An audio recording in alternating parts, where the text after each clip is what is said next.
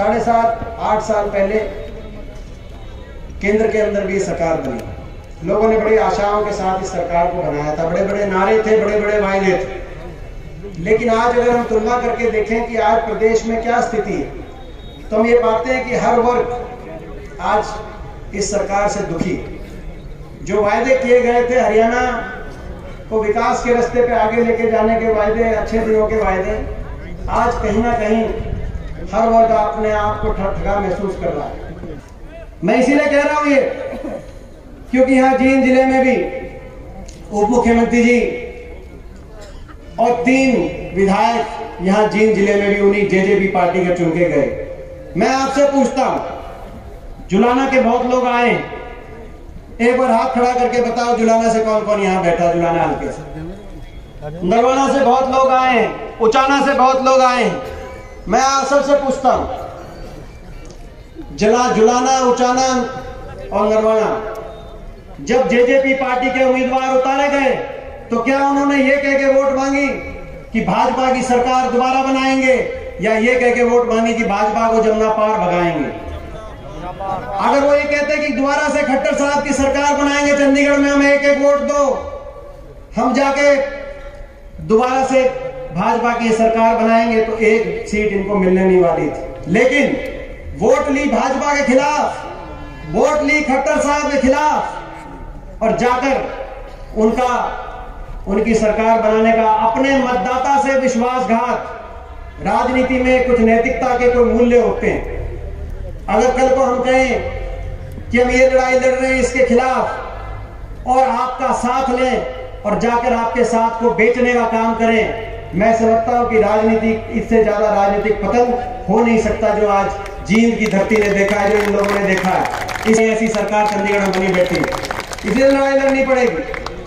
हरियाणा को विकास की पटरी से उतारने वाली ये सरकार है। 2014 से पहले जो प्रदेश प्रति व्यक्ति आय में नंबर 1 था, प्रति व्यक्ति निवेश में नंबर 1 थे हरियाणा, कृषि उत्पादकता में हम नंबर 1 थे, गरीब की कल्याणकारी योजनाओं में हम नंबर 1 थे, खेल खिलाड़ियों के मान सम्मान में नंबर 1 थे। आज वो हरियाणा इन 7.5-8 साल के बाद देश में बेरोजगारी में नंबर 1, और ये हम नहीं बोल रहे, भारत सरकार के नीति आयोग के आंकड़े बोल रहे हैं। बेरोजगारी में नंबर 1, अपराध में नंबर 1, किसान के अपमान में नंबर 1, किसान पे अत्याचार में नंबर 1, और गरीब आदमी के शोषण में नंबर 1। किसानों को प्रयोगशाला बना दिया इन्होंने कि किसान का कैसे तिरस्कार किया जाए। आज किसान एक-एक कर किसान को निशाने पे लग रहे, एक-एक करके चोट किसान को मारने लग रहे। अभी डीएपी की बात हो रही थी, मैं देख रहा था आज के अखबार में, आज सुबह भी 5 बजे लाइन में हमारी बहन बेटियां जींद में लगी हुई थी डीएपी के लिए। ये परिस्थिति है, जल भराव की स्थिति बहुत है। मैं हुड्डा साहब को वैसे पता है सारी बात, आप गांव में भी गए थे, लेकिन मैं भी बहुत गांव में गया था, उनकी जानकारी में लाना चाहिए। जल भराव जींद में बहुत सा ऐसा किसान है जो एक तरीके से भूमिहीन हो चुका है, क्योंकि उनकी 2 फसलें खराब हो गई। तो ये जल भराव की बड़ी व्यापक समस्या है, इसकी हमें लड़ाई लड़नी है ताकि इनको मुआवजा जितना हो सके इस बहरी सरकार के कान में इनकी बात पहुंचाने की लड़ाई लड़नी है किसान की। तो किसान को तो एक चोट ऐसी किसान में मारे। जल भराव की समस्या, खरीद बंद कर दी, धान की, बाजरे की खरीद नहीं करी एमएसपी पर। खरीद की समस्या, जब अपना खेत में बुआई करो तो खाद नहीं, जब अपना फसल लेके जाओ मंडी में तो खरीद नहीं। तो आज किसान, और सबसे बड़ी बात आंदोलन, किसान आंदोलन अपने भविष्य को बचाने के लिए पिछले 1 साल से किसान आंदोलन लड़ रहा है। मैं आपके बीच में आपका बेटा हूं। आज ये जो सारी बात है आपने जिम्मेदारी लगाई है, संसद के अंदर मैं बात लेके जाऊंगा। विपक्ष आपके समक्ष कार्यक्रम है, विपक्ष 2 जगह बैठेगा, 2 जगह बैठता है, हरियाणा की विधानसभा में और देश की संसद में। मैं आपको एक विश्वास दिलाना चाहता हूं, आप ये मत सोचना कि विधायक तो इतने हैं, हुड्डा साहब के नेतृत्व में विधानसभा में आपकी लड़ाई लड़ी जाएगी और संसद में 15 सांसद हैं, हरियाणा से 14 भाजपा के और विपक्ष में 1 ही सांसद है। आप अकेला मत सोचना, मेरे साथ आपका आशीर्वाद है। आपकी वहां पे आपकी आवाज बुलंद की जाएगी, संसद में आपकी लड़ाई लड़ी जाएगी। और मैं आपका बच्चा होने के नाते एक और बताना चाहता हूं, जो मैंने देखा इस किसान आंदोलन में, देश की सबसे बड़ी पंचायत है, उसमें क्या हो रहा है उस पर भी नजर आपकी होनी चाहिए। जो मैंने देखा उस बारे में मैं कहना चाहता हूं। जो मुझे दर्द हुआ वो आपके बीच में नहीं रखूंगा तो कहां रखूंगा। मुझे इस बात का दुख नहीं है, दुख तो है लेकिन दर्द उतना नहीं है। दुख है कि भाई सरकार की तरफ से बार बार कहा गया कि भाई खड़े होके कि किसान की बात नहीं मानेंगे, किसान की कोई मांग नहीं मानेंगे। लेकिन उससे कहीं ज्यादा दर्द इस बात का है, ये नहीं कि खड़े होकर मंत्री जी ने कहा कि हम किसान की कोई सारी मांगों को अस्वीकार करते, लेकिन उससे जो कहीं ज्यादा दर्द इस बात का है कि कोई एक विधायक, एक सांसद, सोचने वाली बात है, एक विधायक, एक सांसद, एक मंत्री, चाहे दिल्ली की बात हो चाहे हरियाणा विधानसभा की बात हो, किसी ने खड़े होकर ये नहीं कहा एक ने कि हम मांग तो नहीं मानते, लेकिन दीपेंद्र तुम ठीक कह रहे हो, 700 किसानों की जान चली गई। कोई टिकरी बॉर्डर पे था, कोई सिंगू बॉर्डर पे था, कोई जींद का था, कोई जुलाने का था। 700 किसानों की जान चली गई। कोई लखीमपुर में गाड़ियों के नीचे, बीजेपी के नेताओं गाड़ियों के नीचे कोई आ गया था, रौंद दिया गया था। हमें दुख है क्योंकि इस देश में ये देश के नागरिक थे। हम एक एक के घर में गए। मैं धन्यवाद करता हूं, आज पूरा विधायक दल यहां मौजूद है। मैं हुड्डा साहब का धन्यवाद करता हूं, आपने जिम्मेदारी लगाई। हम लोग एक एक के घर गए, एक एक किसान परिवार से मिले। सबसे पहले बड़ौदा गांव के हमारे जो भाई थे अजय मोर, उनकी वहां पे सबसे पहले उनकी मृत्यु हुई थी। उन्होंने अपनी जान कुर्बान करी थी, सबसे पहले उनकी शहादत हुई थी। उनकी 2 बेटियां हैं, छोटी छोटी 2 छोटी बेटियां सिंगू बॉर्डर पे बैठे थे।